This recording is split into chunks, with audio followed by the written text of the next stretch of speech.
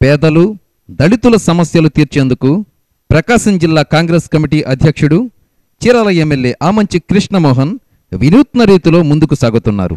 అధికార అంతరాలకు, పదవీ భేషజాలకు ఆమడ దూరంలో ఉంటూ ప్రజలలో మమేకమవుతూ వారి సమస్యలను, వాటికి పరిష్కార మార్గాలను ప్రజల మధ్య చేపడుతూ నూతన ప్రజా రాజకీయానికి నిజమైన అర్థం చెబుతున్నారు.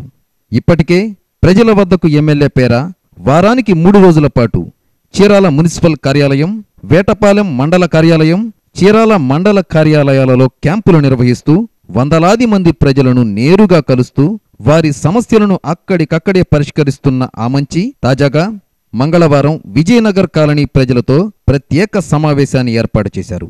గ్రామంలోని దళిత ప్రజలతో మమేకమై వారి సమస్యలు, వాటికి పరిష్కార మార్గాలపై 3 గంటలకు పైగా ప్రజలతో సుదీర్ఘంగా చర్చించారు.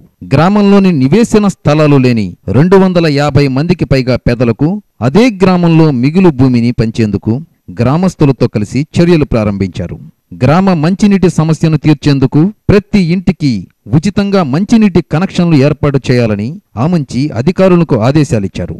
గ్రామంలోని స్కూల్ను హైస్కూల్గా అప్గ్రేడ్ చేయటానికి, గ్రామ శ్మశాన స్థలానికి ఫెన్సింగ్ ఏర్పాటు చేయటానికి, గ్రామాన్ని దండుబాటుతో కలిపేందుకు లింక్ రోడ్డును ఏర్పాటు చేసేందుకు, ఇంకా అనేక సమస్యలను పరిష్కరించేందుకు ఆమంచి అప్పటికప్పుడు అధికారులకు ఆదేశాలిచ్చారు. దశాబ్దాల కాలంగా నెలకొని ఉన్న సమస్యలను ఆమంచి గ్రామ పెద్దలు, ప్రజల సహకారంతో పరిష్కరించడంతో గ్రామస్తుల ఆనందానికి అవధులు లేకుండా పోయాయి.